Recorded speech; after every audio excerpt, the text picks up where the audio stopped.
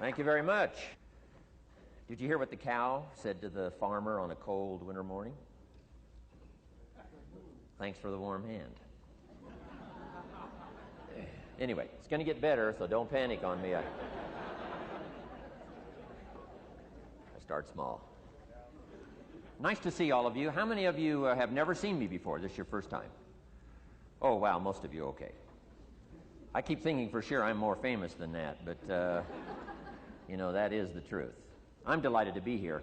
Been looking forward to it for a long time. And it's nice to be back.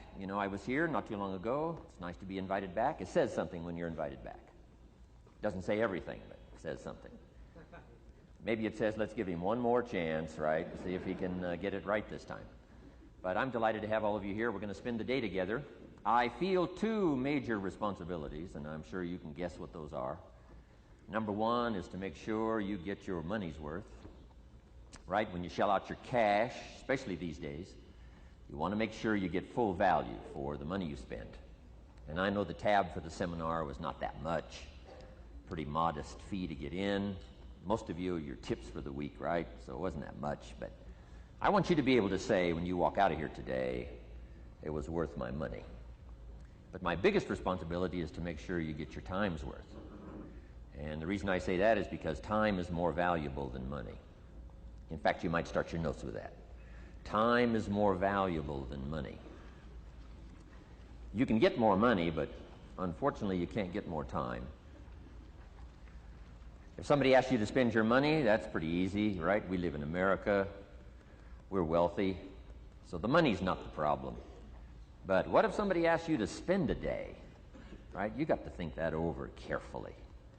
And I know you did. I wouldn't waste one of my days, not for anybody, not for anything. Once I understood how valuable they were, I don't waste any.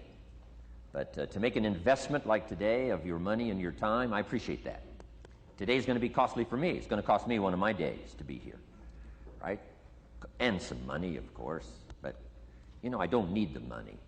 I take the money, but I don't need the money. But guess what I do need? The time.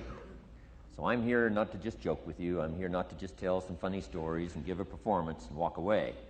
I'm here to give you some value, and I want to make it worth your time. I'm going to invest a day. You're going to invest a day. Let's get the most out of it and see what we can walk away with today. Anyway, for you that have not seen me before, just very briefly, let me just tell you my story. I grew up in Idaho, farm country, southwest corner of Idaho. In fact, my father still lives on the old homestead where I grew up. He'll be 89 his next birthday. He still hasn't retired. I'm proud of my dad. He's never been ill. He's really something. I'm trying to get him to retire this year, 88. I'm telling my father, what a good year to retire when you're 88. And he says, hey, talk to me in 10 years, right? I might be ready. But anyway, I went to high school. I graduated. I went to college 1 year. Halfway through my second year of college, I decided I was smart enough, so I quit. One of my major mistakes. I should have stayed in school. But I thought, heck, I'm smart enough to get a job. That's what life's all about, right? Get a job, pay your bills, work hard, stay out of trouble, keep your fingers crossed, hope for the best. And I figured I was at least prepared to do that. So I quit college and went to work. A little while later, got married, got my little family going, and I'm out there doing what I thought was the best I could. But about age 25, I'm starting to struggle. I've purchased a little more than I can conveniently pay for on time, and the creditors are starting to call saying, hey, you told us the check was in the mail. What's the deal? And I'm getting embarrassed by that. I'm also embarrassed, big mouth me, with all the fancy promises I made to get married. I'm way behind on those promises, and I'm getting discouraged, wondering what to do. And I thought, well, maybe I should go back to school, right? 1 year of college, pretty short on an application. But, tough to go back to school, right? Especially when you got your family going. Time to stay is when you're there. So I discounted that. I thought, well, if I, had my own business, that would be the way to go. But, I'm short on money, too much month at the end of the money. If you've ever been there, that's where I was, age 25. So I had to discount that, and I'm discouraged, wondering, where do I go from here? And then the miracle happened for me. Good fortune came my way. And who can explain good fortune? I don't know. Remarkable things that happen to you at a particular time. Sometimes it's just unexplainable how those things happen. One of my friends says, well, hey, things don't just happen. Things happen just. Another good note for your notes. Things don't just happen. Things happen just. And maybe that's it. I don't know. I'm an amateur on life, I guess like most of us are, trying to figure it out, how to make it valuable. But I was ready. And my good fortune was, at age 25, I met a very wealthy man. His name was Mr. Schoaf, Mr. Earl Schoaf. A friend of mine had gone to work for him, and he started telling me about this man. He said, you got to meet this man I've gone to work for. He's wealthy, but he's easy to talk to. And he's got a unique philosophy of life. And the more he kept talking about this man, I thought, well, I've got to meet this man. So sure enough, shortly after that, I had a chance to meet this remarkable wealthy man, and I was impressed. He was wealthy. Sure enough, he was easy to talk to. I was so intrigued, within a few minutes, I said to myself, if I could be like him, farm boy from Idaho, if I could be like him, I'd give anything. And then I thought, if I could just get around somebody like him, and if he would teach me what to do, I would be willing to learn. I'm coachable. And that was my good fortune. A few months later, this wealthy man that I met, Mr. Schoaf, took a liking to me, hired me, gave me a job. I went to work for him. And I spent the next 5 years in his employ. And then, unfortunately, he died at the end of that period at age 49. His last 5 years, but the first 5 years of my new life, I got to spend with this remarkable man, and my dream came true. He coached me. He taught me. He taught me the books to read. He taught me the disciplines. He taught me the changes to make in my language and personality. And the things he shared with me during that 5 years literally changed my life, turned my life around, changed my income, changed my bank account, changed my future, changed everything. I've never been the same since that unique experience. And I wish he was still alive today, Mr. Schoaf. I'm sure if he was alive today, especially after this seminar, Idaho Farm Boy makes it to Dallas-Fort Worth, full house, standing room only. Pretty awesome, I'm sure. If he was alive, I'd be calling him today saying, you won't believe what's happening to me. I've had a chance now to share with other people what you shared with me. But anyway, how I got here. 30 plus years ago, I was living in Beverly Hills, California. And one day, a friend of mine, businessman friend, said, Jim, I'd like to have you come and share your story with my service club that I belong to, the Rotary Club. He said, I know your story, Idaho Farm Boy makes it to Beverly Hills. But he said, I think my club members would love to hear your story. He said, if I arranged one of our breakfast meetings, would you come tell your story? Just share a few thoughts. I said, okay. So I agreed to go give this breakfast talk. And guess what? They liked it. And my telephone rang. I got another call saying, we heard you've given your story and shared some ideas. Would you come talk to our club? First thing I know, I'm starting to devote a piece of my business time to giving these talks. And then one day, a businessman who'd heard my talk, I think 2 or 3 times, approached me and said, would you come and share that story and some thoughts with my management and salespeople? I said, I got this little company going. And he said, if you'd come tell your story to my organization, he said, I'd be happy to pay you. And I thought, wow, wouldn't that be something? So I agreed to go do it, and I got paid. Little did I know, another fortune was waiting for me to translate my ideas into talks and speeches and seminars. Now I've written some books. It's on cassette tape. Now I get to travel around the world. Last year I was in Japan and Israel, Spain, Mexico, Australia, New Zealand, France, Germany, Canada, and now Dallas-Fort Worth. So. Idaho Farm Boy gets to travel around the world and share his story, and here I am today. Anyway, it's almost too much for me to comprehend from where I started, raised in obscurity, in a little small farm community, and now to be here today is pretty awesome for me. So anyway, that's just a little bit about my story. My story is probably more intriguing for me than it is for you, but I wanted to hear it again, so I thought I would just, bore you with it. Anyway, I don't ask you to be impressed today. I'm the one that's impressed from where I came from to have a chance. But that's the American dream, right? Come true. Chance to start from scratch, start from obscurity, start with pennies, start with nothing, and have a chance to transform your life, change your life, set your goals, and see what you can accomplish. So anyway, that's how I got here, and I'm just delighted that this day has arrived, and I truly want to make it valuable for you. Let's go to work. Here's what I hope you'll find out of this seminar today for your notes. Here's what I hope you'll find. Number one, sincerity. Above all else today, I hope you'll find me sincere. Best place for people to start to communicate is sincerity on both sides. I'm sure you're sincere or you wouldn't be here today, right? To spend this kind of money, to spend this kind of time, roll up your sleeves today, go to work like I am, and get this message. You've got to be sincere. So I assume you're sincere. Now I want you to see me sincere. But I've got a good note for you to make. Sincerity is not a test of truth. Important note to make. Sincerity is not a test of truth. We must not make the mistake of saying he must be right, he's so sincere. That would be a mistake. And here's why. It's possible to be sincerely wrong. So we don't mistake sincerity for truth, right? Sincerity is only a test of sincerity. Truth has to yet be tested by truth, okay? But hopefully you will find me sincere and truthful. Next, a combination of things I hope you'll find here today. Ideas plus inspiration. Ideas plus inspiration. Ideas, business ideas and social ideas and personal ideas, we all need ideas.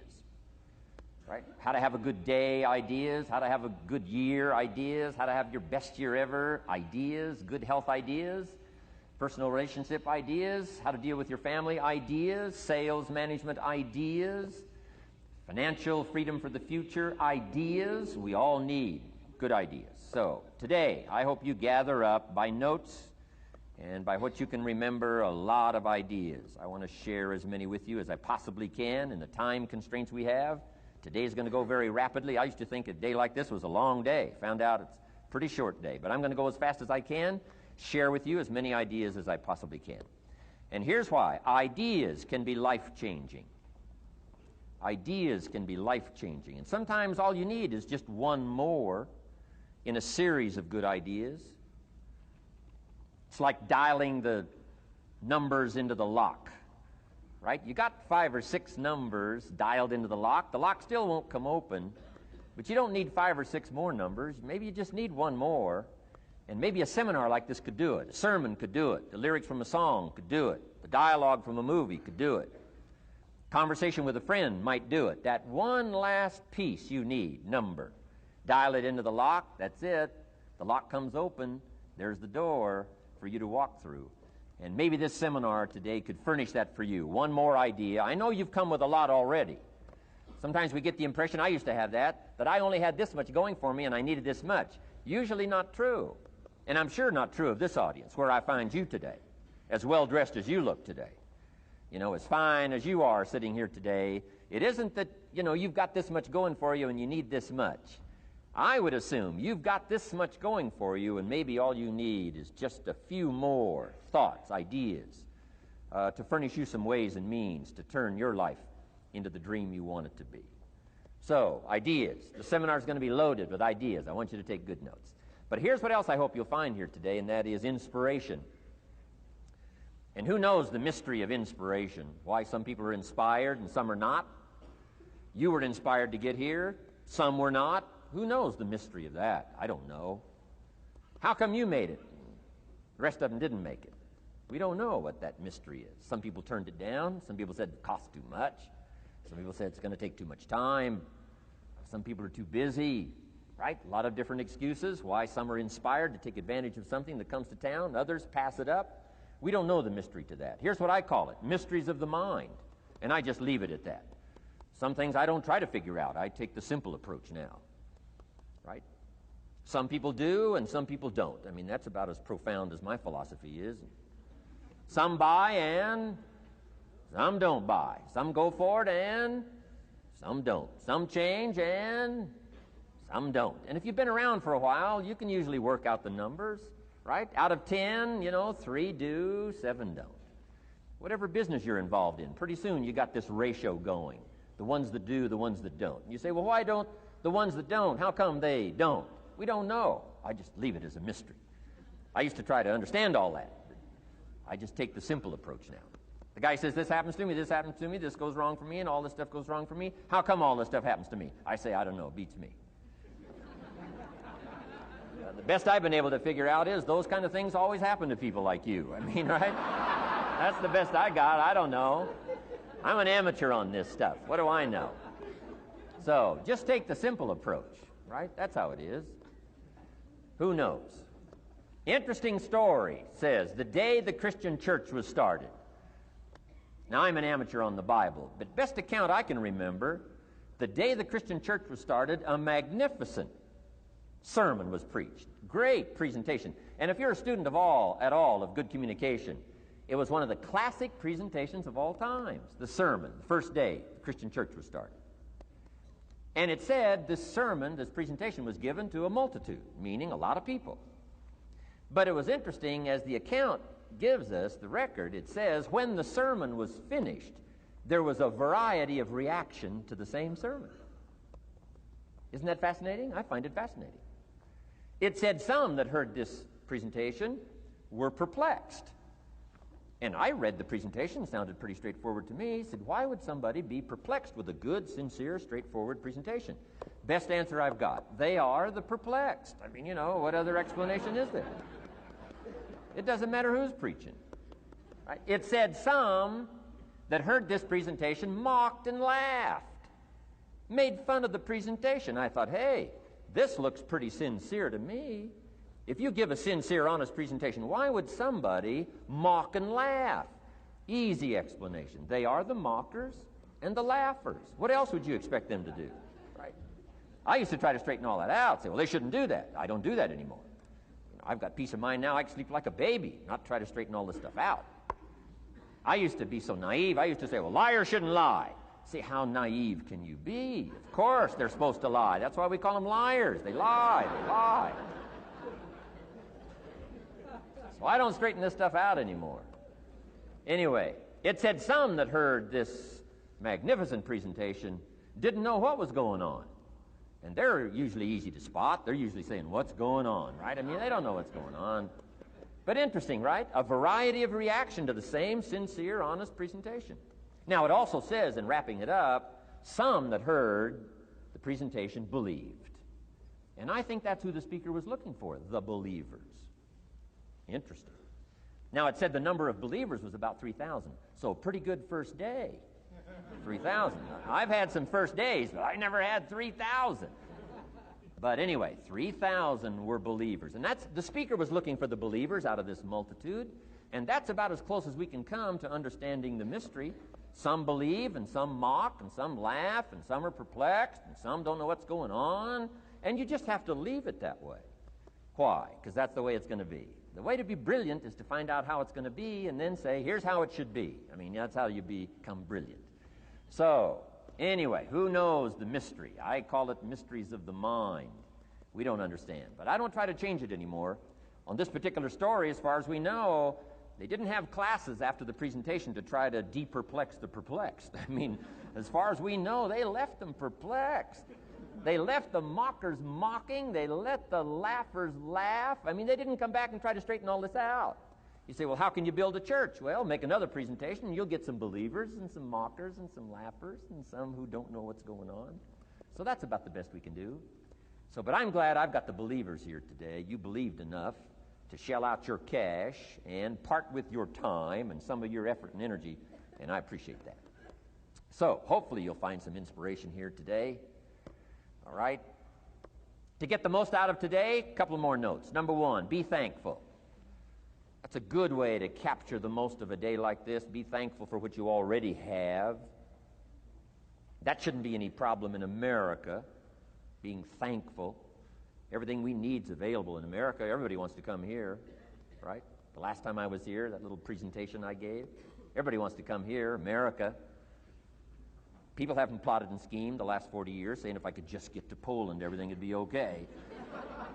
No, everybody wants to come to America. Why? Everything's available here. All the books you need, all the sermons you need, all the churches you need, all the schools you need, all the instruction you need, all the inspiration you need, all the capital you need, all the markets you need, all the challenge you need, all the information you need, all the seminars you need. Everything's available here. This is America. So number one, let's be thankful for what we already have. Thanksgiving does this. Opens up the doors, opens up the windows, opens up the channels. Thanksgiving for what you already have. I did a seminar one weekend up at the ranch, up at Clear Lake. Got a lodge up there. Nice setting, high valley, high serenity ranch. For the weekend, Friday evening, Saturday, Sunday. People drove in from around California. I got there late Friday afternoon. Everybody had pretty well already gotten there. I couldn't believe the parking lot. Continentals and Eldorados and Mercedes and Cadillacs and unbelievable. Ferrari, one Rolls Royce, unbelievable. I walked in, good-looking crowd about like this, sitting there ready for the weekend seminar. My opening remarks were, ladies and gentlemen, I think the rest of the world would find it strange that we have all come here this weekend to try to figure out how to do better. Right? I think the rest of the world would say, I don't understand. Guy in his Rolls Royce saying, I got to get to the seminar, find out how to get another one of these Rolls Royces. Unbelievable. Anyway, let's be thankful. Here's what locks up the doors and the channels to receive more: cynicism. That locks you away. That prevents you from learning more. Being a cynic about the past and the future, a cynic about the marketplace, cynical about the people, cynical about the institutions, cynical about the setup, cynical about yourself, cynical about your chances. See, that locks away all the chance for stuff to flow your way. So, good advice, I think, today. Start off, be thankful. Here's number two, listen well. And that's going to be a challenge today. I understand that. It seems like most of, our life is still going on outside these four walls, right? Most of our life seems like it's all, continuing out there. Family and business and associates and market and economy and whatever else is happening in the midst of your life. And to sort of, pull your attention from what's going on out there and put it in here for just a few hours, I know is a challenge. But do the best you can, listen well. And here's the last one, take good notes. Be a good student today. Take some good notes. I've not come to entertain you. As you can tell by my opening joke, right? I would not make it in Las Vegas. So we don't have a dog and pony show today, no entertainment. But I do have some ideas. Take some good notes. Somebody showed me the other day notes that they took about 21 years ago, attending one of my seminars out in Los Angeles. He said, I still use these notes I took 21 years ago to help me in my business, relationship with my family. So I'd like to have these notes that you take today become that valuable for you. Then it would be worth me making the investment to come and spend a portion of my life, my time, my energy here. And I want this investment I'm making here today to pay off. And one of the ways it can pay off for me is for you to take good notes and then go away and use whatever makes sense. Because what I feast on coming back around is the stories out of this audience today. Sure enough, 6 weeks from now, 6 months from now, 6 years from now, somebody's going to, by phone, by letter, by personal contact, walk up to me and say, the things you shared that day got me thinking. And I started making some changes, and let me tell you what's happened to my business. Let me tell you what's happened to my sales career. Let me tell you what's happened to my relationship with my family. See, that'll make it worth it for me. Not the money, the return. Something you can't buy with money. If somebody says, thank you for touching my life and taking the time to make the investment. And that's what I'm all about. So if you'll become a good student today. And here's the last note. Don't be a follower, be a student. You'll be happy to know today we haven't come seeking disciples. We've got no movement for you to join. I'm just here to share some of my experiences, good ideas, best I can. But I think that's good advice. Don't be a follower, be a student, right? Take advice but not orders. Take information, but don't let somebody, order your life. Make sure what you do is the product of your own conclusion. Excellent note to make. Make sure what you do is the product of your own conclusion. Not to do what someone else says. Take what someone else says, process it, think about it, ponder it. If it makes you wonder, if it makes you think, then it's valuable. Then when you go take action, make sure that the action is not what somebody told you to do. Make sure the action is the product of your own conclusion. If you'll follow just a little bit of those simple guidelines, I'm telling you, the learning process can be speedy, swift, powerful. Your learning curve can go up, and then applying it to your business, your life, your family, conversations, equities of all kinds. You'll find some progress like I did that first 5 years when I met a teacher willing to share with me, turn my life around. Progress I couldn't believe happened for me. Okay, let's get started. I want to review, I was here last time and we talked about the 5 major pieces to the life puzzle.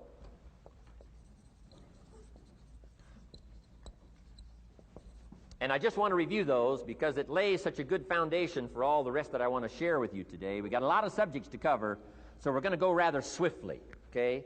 Put on your mental track shoes here and run with me today, because I'm going to deal mostly in concepts. Expect you to, fill in a lot of the details, because I've got a lot to share. I want to get through it all. But let's lay this foundation again of the 5 major pieces. Happens to be the title of my latest book. But I think it is so valuable in laying a foundation. It's some of the things I learned between ages 25 and 30. The teacher who taught me so well. He dealt in these fundamentals, we call these fundamentals. We call these basics.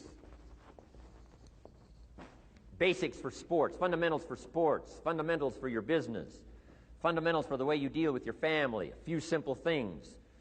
Few basic things that if you practice every day can make all the difference in the world, how it works out. I boiled it down to 5 major pieces to the life puzzle. Let's just review those. Number 1 is philosophy. Philosophy, as I taught the last time I was here, philosophy, in my personal opinion, is the major determining factor in how your life works out. Philosophy, the major determining factor in how your life works out. Philosophy. To form our philosophy, you got to think. You got to use your mind.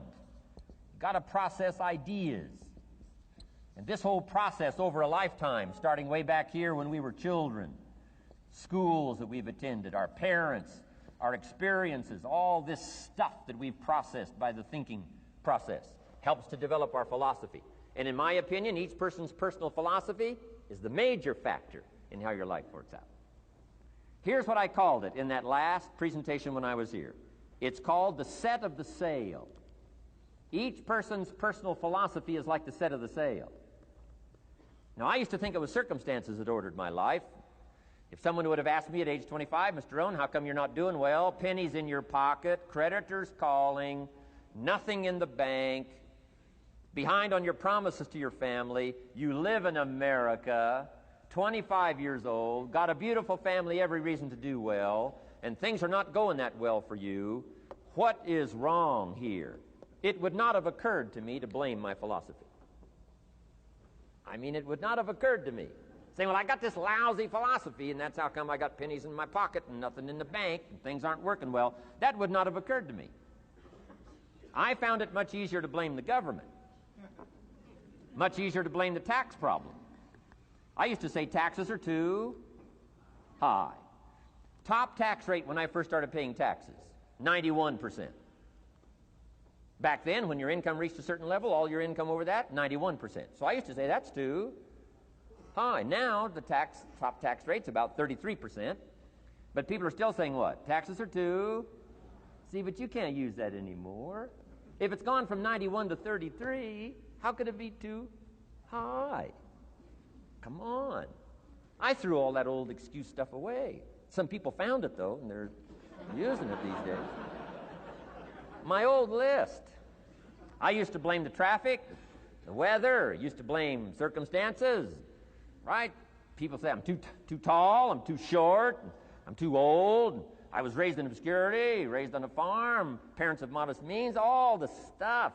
If you were to ask me, how come you find yourself here, Mr. Rohn, age 25, living in America, land of abundance and opportunity, pennies, zero in the bank, not doing well, creditors calling, it would not have occurred to me to blame my philosophy. I found it easier to blame the company policy. I used to say, if this is all they pay, how do they expect you to do well? So I figured that, my future was going to be tied to what everybody else was arranging, the economy and, interest rates. I used to say things cost too much. That was my whole explanation, not my philosophy, until my teacher taught me better that this is where the problem was, my own personal philosophy. Here's what's exciting about each person's personal philosophy.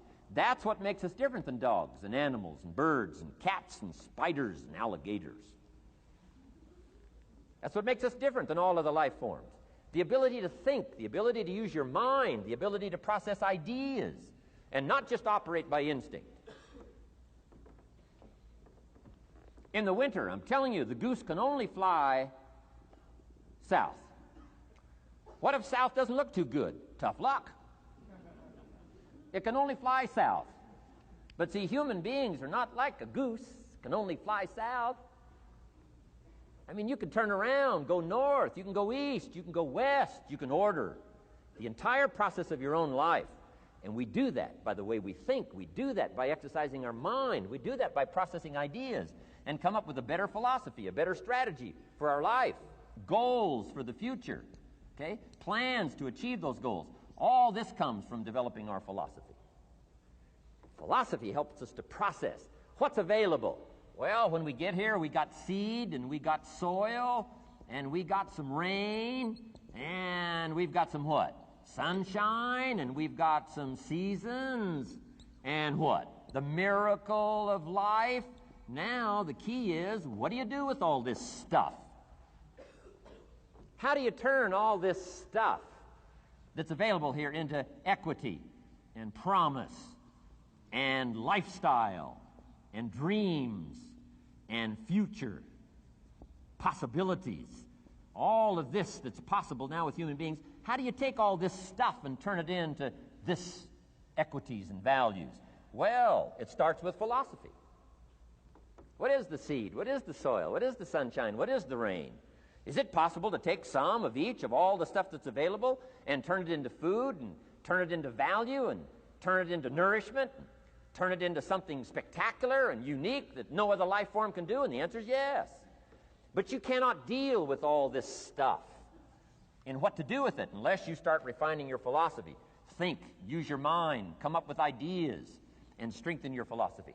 So the seed and the soil and the rain and the sunshine, this is called, the economy and the banks and the money and the schools and everything that's available out there, processing information, what to do with all that, and turn it into equity and value. That is the major challenge of life, my personal opinion.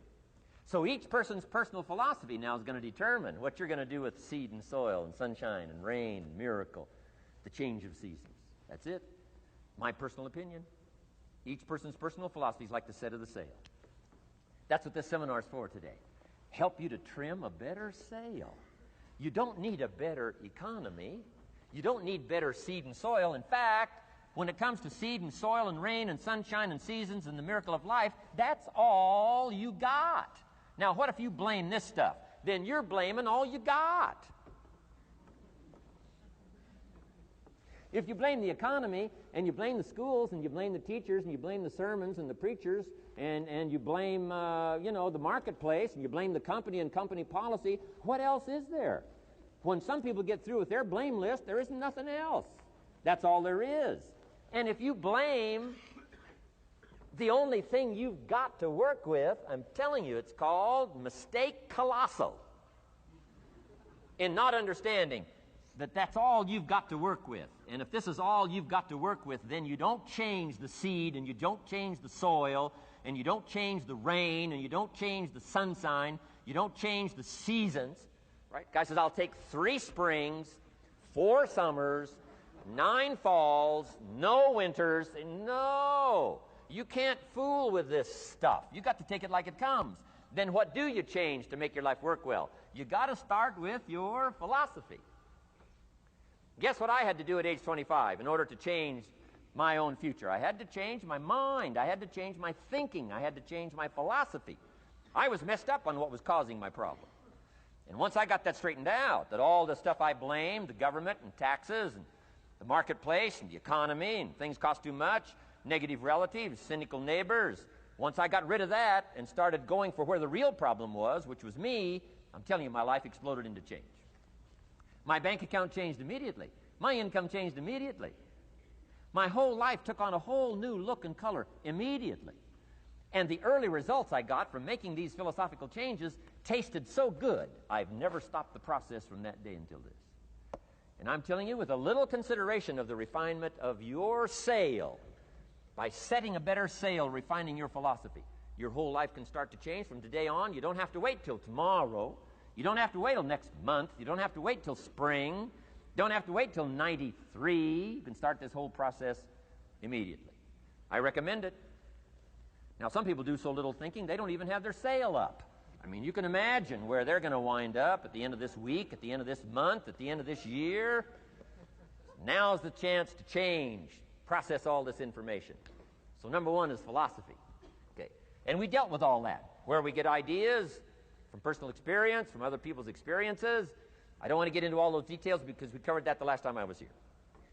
But philosophy, that's number one, my personal opinion. Each person's personal philosophy. Here's the definition of success and failure. Just make this note. Here's failure. A few errors in judgment, repeated every day. Now, you can automatically assume, Mr. Owen, I say, I can understand that. A few errors in judgment repeated every day. For 6 years?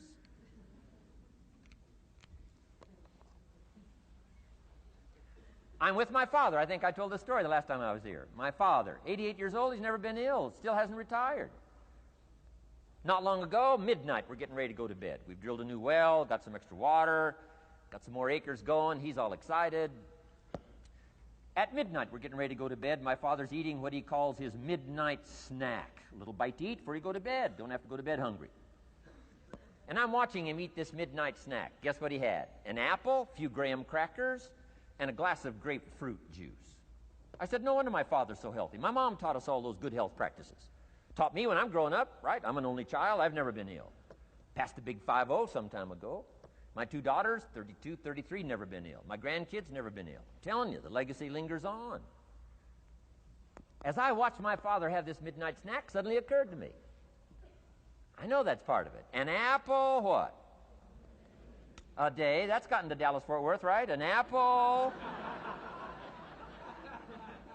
An apple a day keeps the doctor away. Good question for this intelligent audience. What if that's true? You say, well, Mr. Rohn, if that's true, that would be easy to do. Then what's the problem? It's easy not to do. It's easy not to adopt it as your own personal philosophy. Or the guy messed up the saying. Guy says a Hershey bar a day. Say, no. No. You've been watching too much television.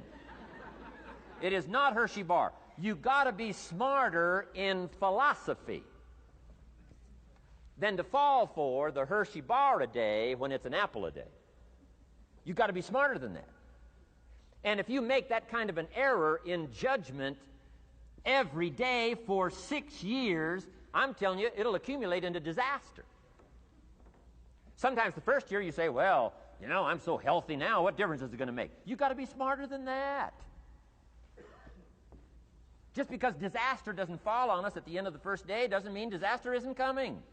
You've got to be so smart that you look down the road and say, will the errors in my present judgment of philosophy, what's that going to cost me in 1 year, 6 years, 1 month, 6 months? I'm telling you, the money cost and the health cost and the success cost is too gigantic if you'll look down the road a little ways and say, are there errors in my current judgment like an apple versus a Hershey bar? Is that just a good illustration of some of the rest of my errors in judgment? If it is, that's where I found myself at age 25. I started working when I was 19. I met my teacher who helped turn my life around when I was 25. That's 6 years.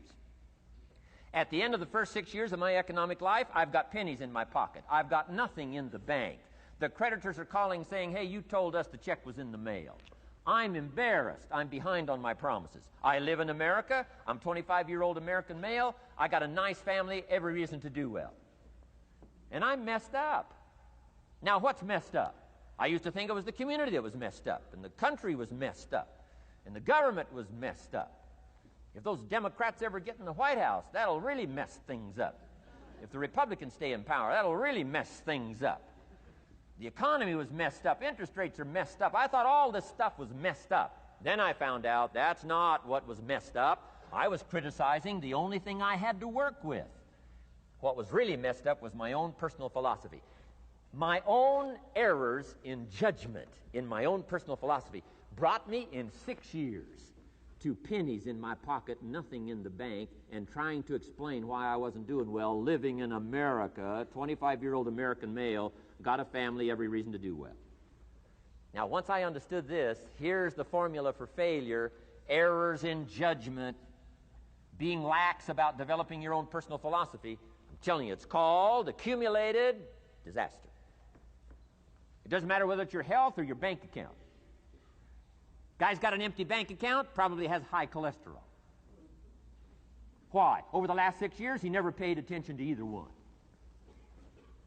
And it doesn't matter whether it's a dollar, or whether it's your money, or whether it's your cholesterol count. All you got to do is commit the errors, and just because disaster doesn't fall on you at the end of the first day that you don't eat an apple. You say, well, I didn't eat an apple today, and tonight I'm not ill. Well, you got to be brighter than that. Someday you got to leave first grade. The reason we make those first grade desks so small so they won't fit at age 25. I mean, right? You don't belong here anymore. Come on. Now let me give you the secret to success.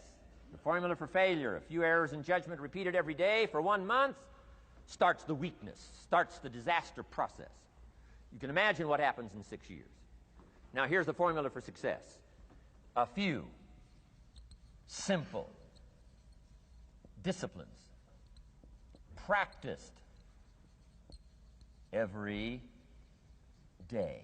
And you've started a whole new process called a whole new life. A few simple disciplines practiced every day. And if you decide today to go for the apple instead of the Hershey bar, I'm telling you, you have begun the process of turning your life around. And if you keep up that process, not only with your health habits, but with your money habits and with your communication habits, with your sales habits and management habits and every other habit that you've got, if you'll start that process, eliminate the errors and replace it with disciplines practiced, I'm telling you, you can start this process of life change immediately. After today, you don't ever have to be the same again. Only by choice. You don't have to walk out of here the same as you walked in today. Only by choice. You can start a whole new process. And you say, well, Mr. Owen, is it that simple? Yes, it's that simple. Where else would you start but with an apple? You don't have to start with something staggering. What if you should be walking around the block for your good health and you don't? What'll that do in 6 years?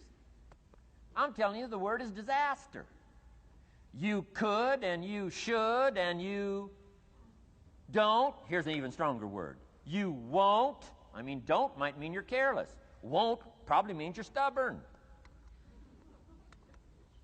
And either one's called disaster. Could, should, don't.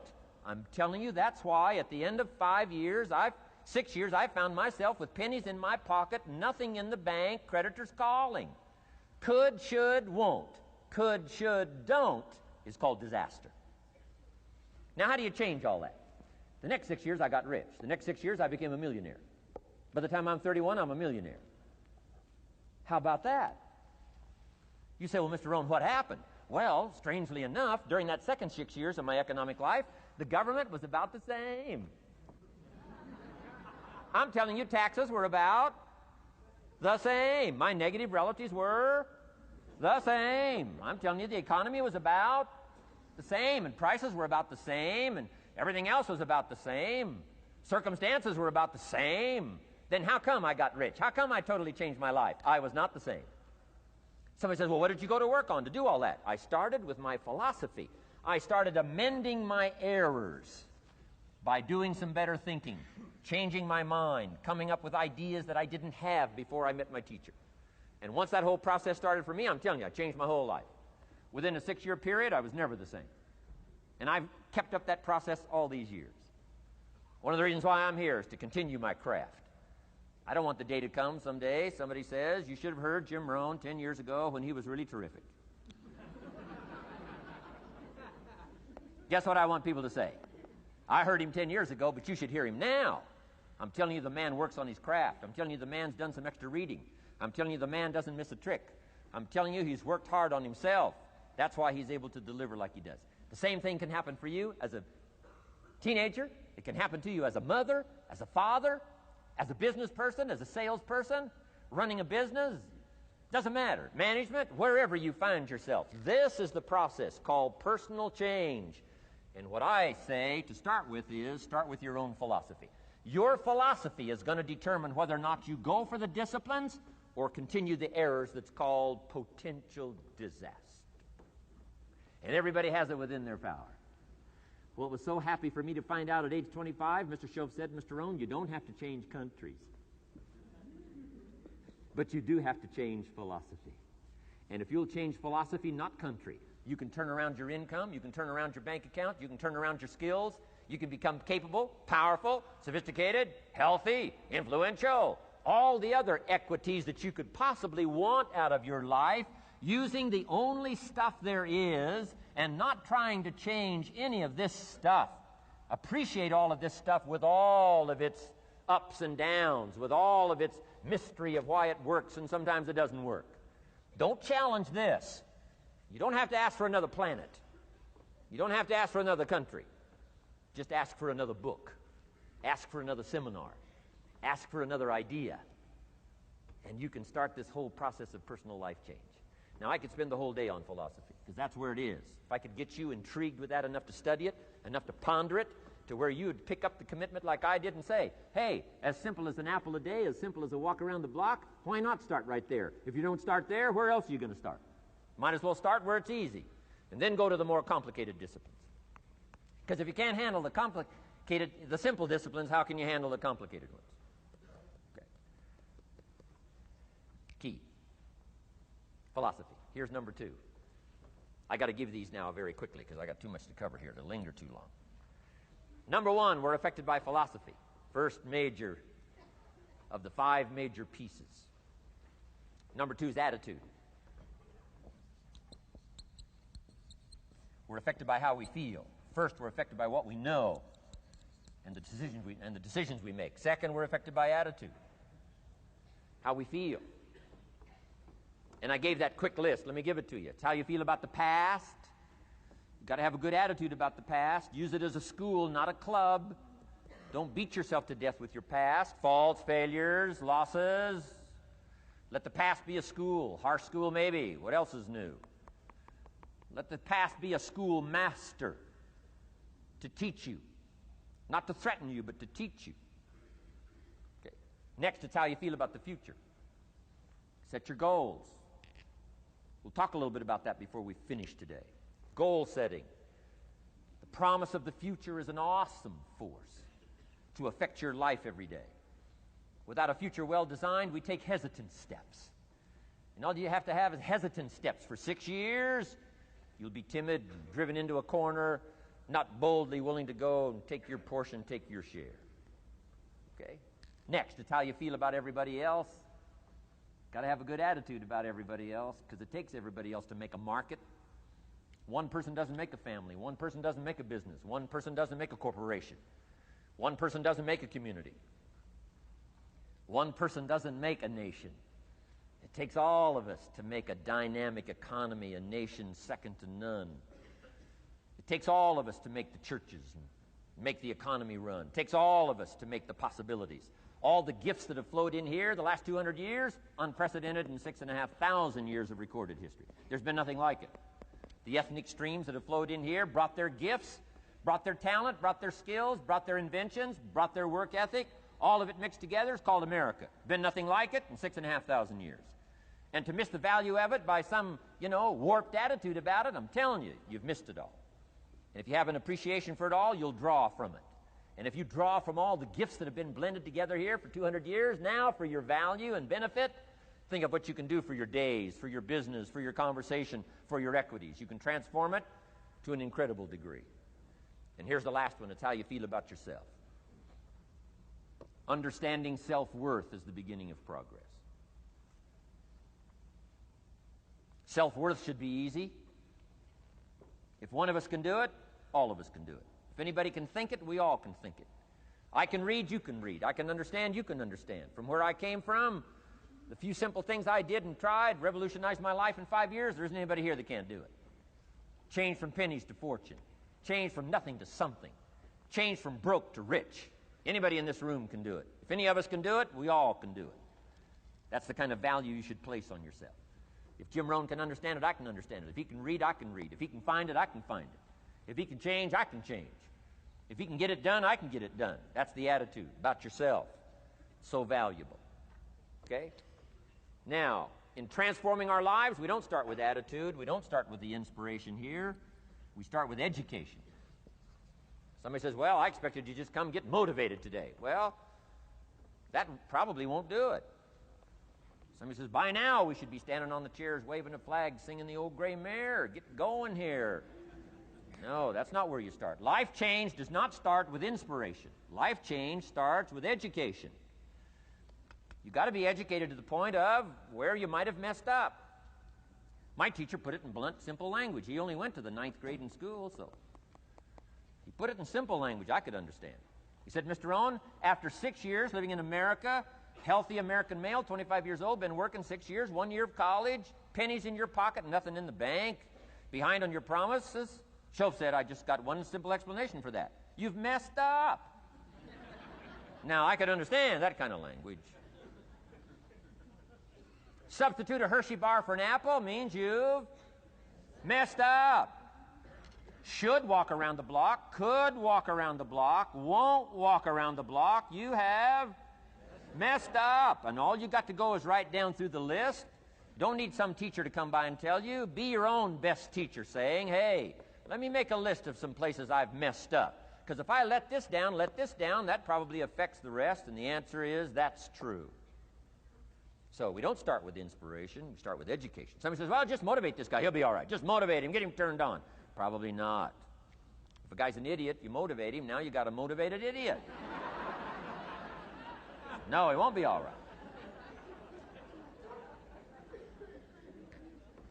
So we start with education. What's the first education? If it isn't going well and you live in America, you have messed up. You don't need to change countries. You say, well, the country's messed up. That's like cursing the soil and cursing the seed and the sunshine and the rain, which is all you got. Don't curse all you got. When you get your own planet, you can rearrange this whole deal. But this one, you got to take like it comes. So number 2 was attitude. Here was number 3, activity. This is the work part, the labor part. Taking action. And the activity is the miracle working piece. A miracle being something we don't quite understand how it works doesn't mean it doesn't work. It means we just don't quite understand how it works. Miracles work. God says. Now, I'm an amateur on God, but here's my best analysis. God says, if you'll plant the seed, I'll make the tree. Now, that's a good arrangement. Number 1, gives God the tough end of the deal. What if you had to make the tree? That'd keep you up late night trying to figure out, how do you make a tree? Say, no, I'm telling you, the mystery and the miracle of this stuff has already been set up. God says, I got the miracle going, I got the seasons going, I got some sunshine and some rain, and I'm God, but the way I've arranged it, I just need somebody to plant the seed, not chant. In California, they're trying to chant to get this stuff done. Forget this California stuff. You don't have to rub a crystal and sleep under a pyramid. This stuff's too easy. Getting rich is too easy. Changing your life is too easy. Forget all that. Right? Massive bombard, affirmation, forget all that. My opinion. Ocean waves and seagulls? Come on, this stuff's too simple. Just simple, easy stuff. But if you neglect it, that's how it piles up year after year. But if you're willing to straighten it out, and here's one of the keys. It's called activity. It's called disciplines. Turning wisdom from your philosophy and inspiration, the strengthening of attitude and faith and courage, commitment, and all this stuff that comes from attitude. If you're willing to take these two qualities, philosophy and attitude, and invest it into activity, you can have a miracle.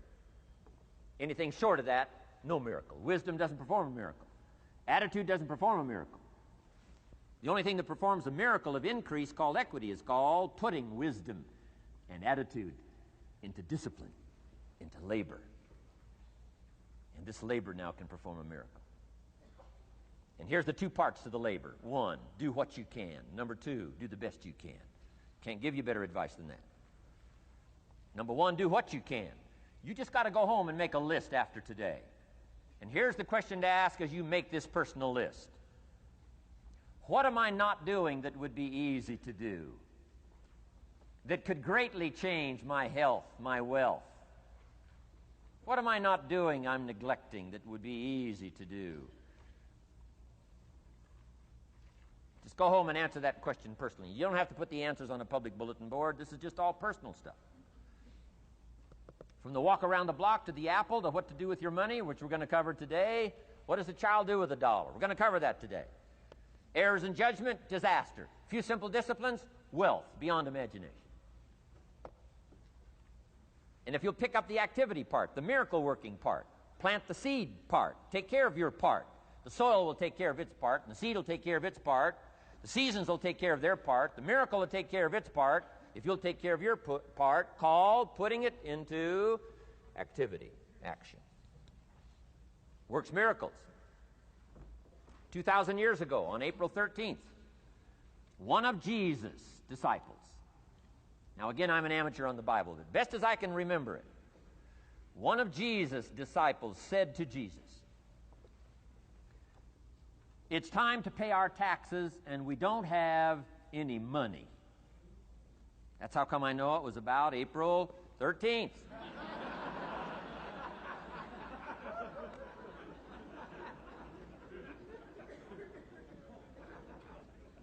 To this statement by his disciple, Jesus said, best as I can read the record, Jesus said, "No problem." Now, why could he say no problem? Well, word has it, he was a miracle worker. Word has it, if you're a good student of history, word has it, he was a miracle worker. If you handed a problem to a miracle worker, what would he be inclined to say? No problem. You got to hang out with folks like that.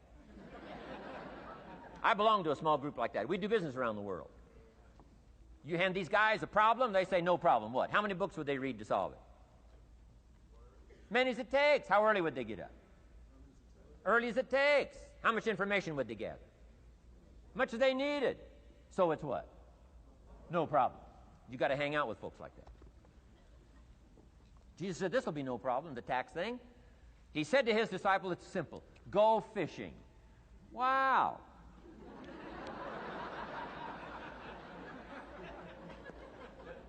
Now that was easy for this particular disciple. His name was Peter.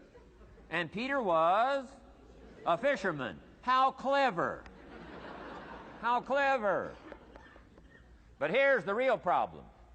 If you should fish, and you could fish, and you don't fish, you got no miracle. You could change, you should change, you won't change. That's called accumulated disaster. In 6 years, you'll be explaining instead of celebrating. Having some ragged list like I had, reasons for not doing well, pennies in my pocket. Could, should, don't, disaster. And if you'll just start the process of change, could, should, and will, you can start this whole process. And if you will, then put it into action. The miracle belongs to you. Jesus said to his disciple, it'll be simple. Go fishing, and the first fish you catch, look in his mouth. Peter said, okay. He was used to strange things happening in this relationship. Peter goes fishing, catches the first fish, looks in his mouth. Guess what's in the fish's mouth? Coins. Peter says, wow, coins. Starts counting the value of these coins, and when he adds it up, guess how much it added up to? Exactly enough money to pay his taxes and Jesus' taxes, which gives you Jesus' position on taxes.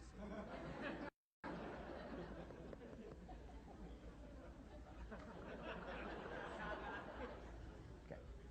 Now we call that what? A miracle, only because we don't quite understand how it works. It doesn't mean it doesn't work. It simply means we don't quite understand how it works. But here's how you get a miracle going for your life. Number one, do what you can. Get a list of the stuff you could do and you haven't done, postponed, and start cleaning that up. You can't start at a better place for personal change. That'll affect your bank account, affect your future, affect your income, affect everything. You can't start a better life change process than cleaning up what you should be doing. The man says, well, my mother lives down in Florida. Should have written her 6 months ago. I just can't seem to get that letter written. I'm asking you to get that letter written, clean that up, and don't walk like other people walk. Don't postpone like other people postpone. You say, well, is it as simple as writing a letter? And the answer is yes. Where else would you start for life change, personal change? You don't need a pink package to fall out of the sky.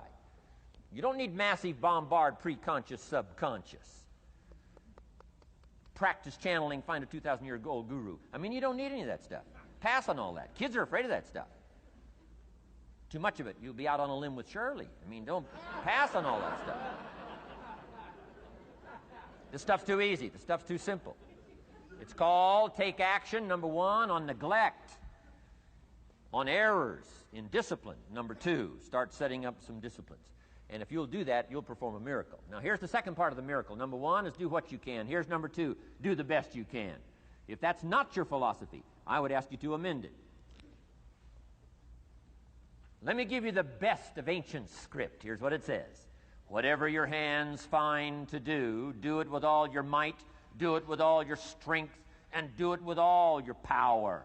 What a good philosophy. That kind of philosophy will revolutionize your life if you haven't picked it up lately. Guy slips in late, company doesn't seem to mind, slips out early, first one in the parking lot, heading for happy hour. Stretches his break, comes early for lunch, late back from lunch, company doesn't seem to notice.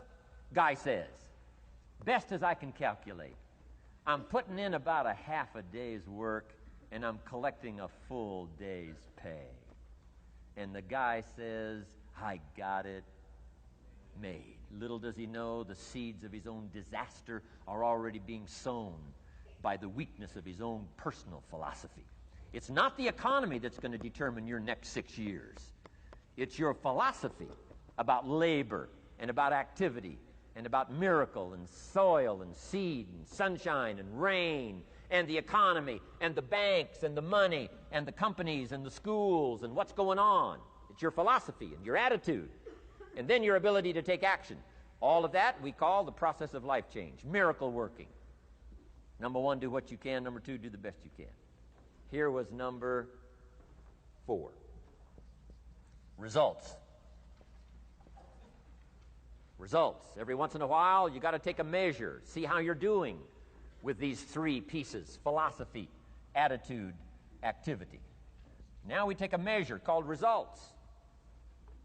What is the results at the end of the day, the results at the end of the week? You can't let too much time go by without checking.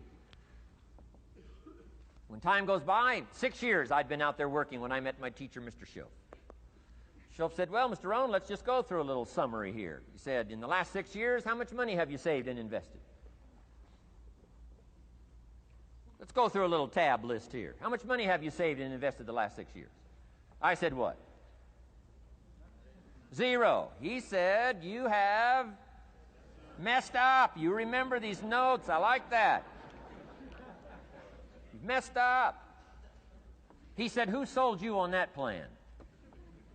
I thought, my gosh, the man's right. I'm a nice guy. I bought the wrong plan. What if you were 50 and broke? Right? Didn't need to change countries. Bought the wrong plan. What a sad scenario that would be. But Schoaf said these questions. Let's go through some results. He said, how many books have you read in the last 90 days? I said, what? 0. Wisdom of the world available? Change your life, change your future? Wisdom of the world available? Develop any skill you want, earn the kind of income you want, have all the treasures you want, equities you want, relationship with your family that you want, everything that you want available, and the wisdom of the world to help you get it. Haven't read any books in the last 90 days. My teacher said, Mr. Rohn, you have messed up. I'm telling you, you've got the deal. Shelf said, Mr. Rohn, in the last 6 months, how many classes have you taken to improve your skills or to develop new skills?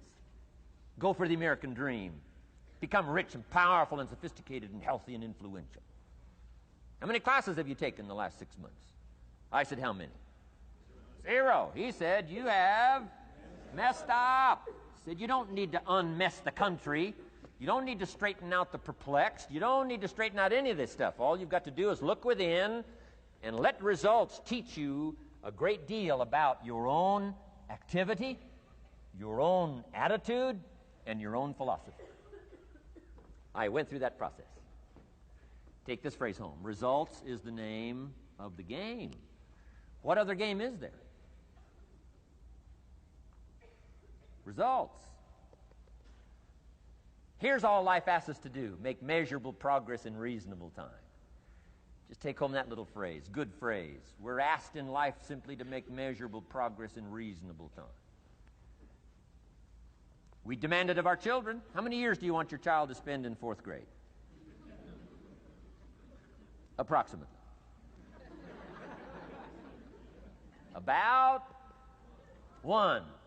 If it looks like they're not going to make it, we pour on the pressure, called legitimate pressure, lack of results. Peer pressure, family pressure, school pressure, community pressure. Every other kind of pressure we can bring to bear. What? You can't stay more than 1 year in 4th grade. As parents, you'd have to leave the community. You say, well, what if they're nice kids? Wouldn't you give them 3 or 4 years? And the answer is no. You got to make better progress than that. So you got to check fairly often. Some things you got to check every day. Some things you got to check at least by the end of the week. Salesman joins this little sales company. He's supposed to make 10 calls first week. Wouldn't it be legitimate to call him in on Friday and say, John, what? How many calls? I mean, this stuff is simple. John says, well. Say, John, well won't fit in this little box here. Well. Now John starts with a story. You say, John, I made this little box so small so a story won't fit. I don't need a story. I need what? A number. A number. What will a number tell me? Everything. John's supposed to make 10 calls. What if he made 20? You say, wow. Wow. We got somebody. What if he only made 1 call? Whoa. Will that tell us something about John's philosophy? And the answer is yes. Will it tell us something about his attitude? Of course. Will it tell us something about his disciplines? Of course. And if he wants a lesson in life change, all he has to do is be willing to face the numbers and come up with the results that will teach you to either celebrate if you got good results or fix whatever needs to be fixed in your philosophy, attitude, activity called disciplines. You don't need to go anywhere else. I do believe in affirmations. And they are valuable as long as you affirm the truth. Because it says in ancient scripts, the truth, what? Will set you free. Free to do what? Amend your errors and pick up new disciplines. That's what the truth is for, to help us amend our errors and pick up the disciplines for life change. That's what the truth is for. So I do believe in affirming the truth. If you're broke, best thing to affirm is, I am broke. You put that up on the refrigerator where you can see it every day. I mean, that's how you do that. Now, if you need a little additional affirmation, you just put up there, I'm 40 and broke. I mean, you know, that ought to do it. And if you need just a little more, put up there, I live in America and I'm 40 and broke. That's enough to turn your life around. It says, hey, something is wrong. Somewhere I have messed up. And I'm telling you, if you'll start with that, it's called the process of life change, and it doesn't matter how small the process is to start. One discipline starts it, and then one discipline feeds another, and the first thing you know, you've got this whole cycle in an upward positive motion. And it's called life change. It's called income change. It's called health change. Relationship with your family change. Equities unprecedented that you can have in numbers that will stagger the imagination if you do not curse what's available and start amending what's possible to get the results that you want. I don't think I can put it in any better language. That's it. Kids can do it. Teenagers can do it. Parents can do it. Managers can do it. Right? Government officials can do it. Anybody can do it. Anybody can do this stuff called personal change. Wow. Results is the name of the game. Success is a numbers game. Good note to make. Success is a numbers game. You got to go for the numbers. You got to understand what the numbers are. How many pounds overweight should you be at age 50? Approximately.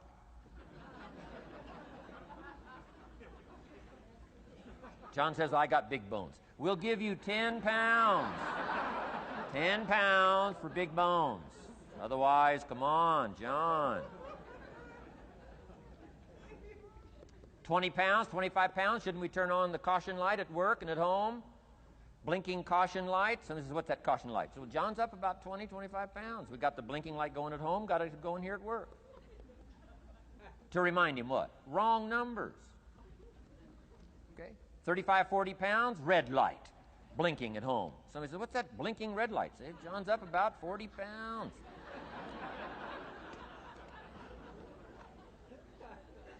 50 pounds, we got the siren.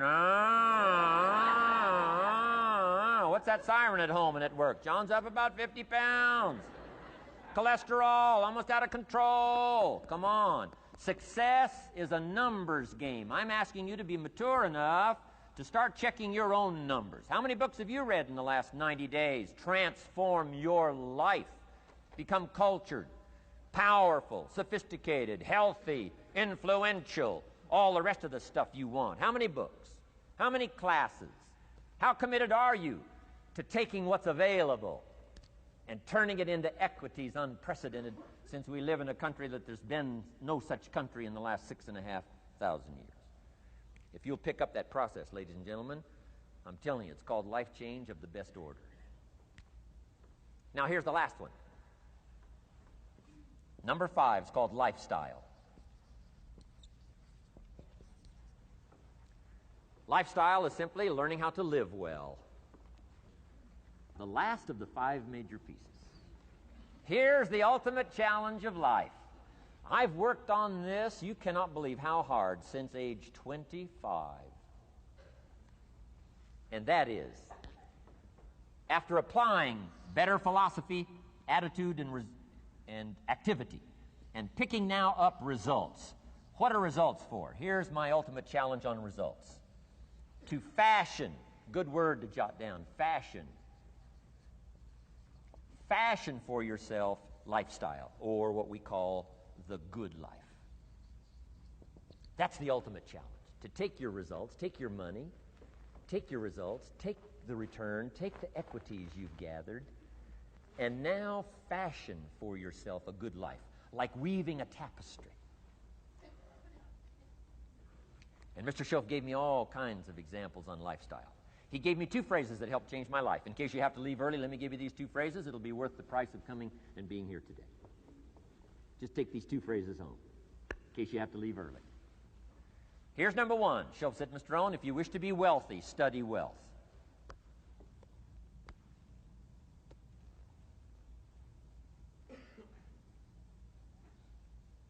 When he said that, I said, my gosh, I don't know anybody that studies wealth. Where am I going to learn it? He said, never mind, Mr. Owen, now that you've met me, if you'll be with me for a while, he said, and if you'll commit yourself, he said, I will teach you. And he taught me. He taught me the books. He taught me the stuff. Changed my life. By the time I was 31, I was a millionaire. The man taught me well. If you wish to be wealthy, study wealth. If you were to show me your present economic plan, in a personal conversation between you and me, you say, Mr. Owen, let me disclose for you my current economic financial plan for the future. Would I get so excited I'd say, hey, I'm going to go across the country and lecture on your plan?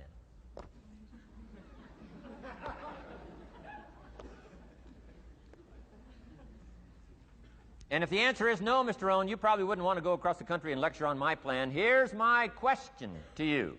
Why not? Why wouldn't you have a superior, powerful financial plan that's taking you to the places you want to go?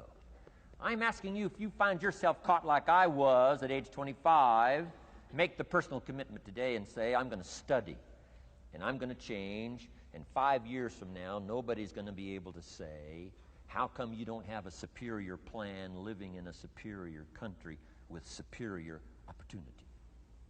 Nobody's going to be able to say that 5 years from now of me. If you'll make that commitment, I'm telling you, this will be one of the most exciting days of your life. Not because of my seminar.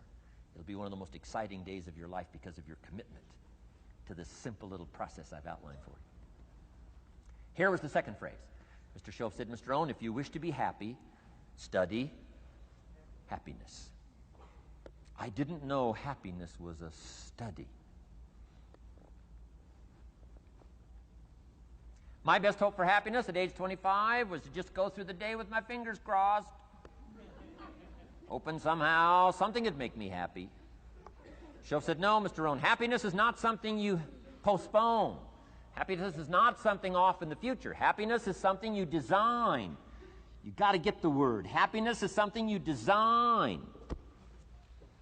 Happiness is a study. Happiness is a practice. Happiness is an art. It's not an accident. It's an art. And anybody that wants to can study, practice the art of happy living. Happiness is like culture. Money doesn't make you cultured, but culture is within the grasp of all of us. How much is a book on sophistication in the marketplace? $4,000? No, $40. I'm telling you, in America, everything's available. Everything's within reach. All you have to be is committed to it and make it a study. Culture is a study. Sophistication is a study. It's not an amount. It's not an account. It's a study. Money doesn't make you sophisticated and cultured. I know a guy that's rich. He's a clod. The guy's a clod. Eats with his elbow in his soup. I mean, he's just a clod. Nothing much more pitiful than a rich clod. I mean, it's a sad thing to see. Money doesn't make you sophisticated. Only study and practice makes you sophisticated. Only study and practice makes you cultured. And only study and practice makes you happy. Study and practice makes you rich. Key phrase, don't be lazy in learning. 1, how to do well. Next, how to live well. Don't be lazy in learning and practicing the art of economics, practicing the art of productivity, and practicing the art of lifestyle. Shoaff taught me in such simple terms. Shoaff said, Mr. Owen, if you're getting your shoes shined, Shoe Shine Boy's done an exceptional job. You look down, you got one of the world's all-time great shines. And you pay him. Now, you got a little change in your hand. Question pops in your mind. Should I give him 1 quarter or 2 quarters as a tip from a neat shine? Here's what Shoaff said. If 2 amounts pop in your mind, always go for the higher amount and become the higher thinking person. That helped change my life. Here's what he said. Become a 2-quarter person. Now, you can tell that was a long time ago when a quarter was a good tip.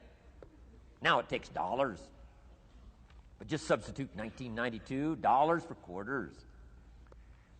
Shoaff said, hey, if you are thinking 1 quarter or 2 quarters, and you say, well, no, I'll just give him 1 quarter. He said, that'll affect you the rest of the day.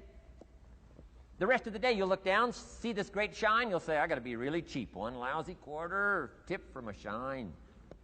But he said, if you'll go for the 2 quarters, Shoaff said, you can't believe the extra happiness you can buy for just an extra quarter. That's called studying and practicing the art of lifestyle, which means living well. Money doesn't make you happy. Father wads up a $20 bill, throws it at his son, and says, if you need the darn stuff that bad, take it, just get out of my face. How sad, a father with money and no joy. He studied economics, but he never studied joy. I'm asking you to turn that around.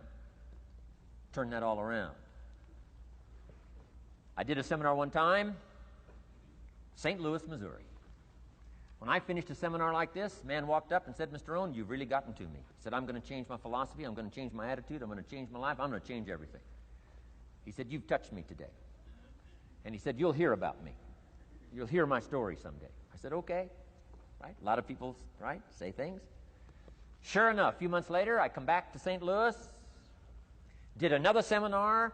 When I finished my seminar, I saw this man come walking up. I didn't remember his name, but he said, I'm sure you'll remember me as the man who said, I'm going to go make some changes. You've touched me today. I said, I do remember you. He said, I'm telling you, things are already happening for me. I cannot believe in just a matter of months. He said, one of the things I decided to change was my relationship with my family. He said, my wife and I have 2 lovely teenage daughters. Parents couldn't ask for any more beautiful, lovely daughters. And he said, I'm the only one that's given them trouble. He said, these daughters of ours have never given us any trouble. He said, I've usually been the one all these years, given all the trouble and all the static. He said, my daughters love to go to the rock concerts, and I'm always giving them trouble. They have to beg me for the money. He said, I don't want you to go. You stay out too late. The music's too loud. You're going to ruin your hearing. You won't be able to hear the rest of your life. And he said, I just get on their case. And he said, they keep begging. Finally, when they beg long enough, I say, all right, here's the money. If you have to go that bad, just go. So that's how I've been up until now. But he said, after I left your seminar, I decided to change all that, called lifestyle, living well. He said, you won't believe it. Not long ago, I picked up the newspaper, and I saw an advertisement, and I knew my 2 daughters, it was one of their favorite performers, was coming to town. He said, guess what I did? He said, I went down and bought the tickets myself and brought them home, put them in an envelope. And when I saw my daughters later that day, he said, I handed them this envelope, and I said to my 2 lovely daughters, you may not believe it, but inside this envelope are 2 tickets for the upcoming concert. They could not believe. And he also added, you'll be happy to know begging days are over. Now they cannot. He said, now don't open the envelope till you get to the concert. They said, okay. So they go to the concert, come concert time, open up the envelope, hand the tickets to the usher. He says, follow me. And he starts down front. The girls say, hey, hold it. Something must be wrong. He takes another look, says, no, nothing's wrong, follow me. 10th row, center. Now they cannot leave. 10th row, center. The only tickets they were able ever to beg for was, right, 3rd balcony, can't see. He said, I stayed up a little late that night. Sure enough, a little after midnight, my 2 daughters come bursting through the front door. One of them lands in my lap. The other one's got her arms around my neck. They're both saying, you got to be one of the all-time world's great fathers. He said, Mr. Owen, you're right. I can't believe. Same money, different father. He said, I've started making the changes, and I decided to start with my teenagers, my girls. He said, what a difference it's making in my life. And I'm telling you, you can do that with your lifestyle. You can do it with your sales career. You can do it with your management career. You can do it with any part of your life. If you're looking for equities, unmatched. Do not curse the only thing you have. Don't complain about the only thing you have, which is seed and soil, sunshine, rain, miracle, and seasons. But start changing and processing and evaluating.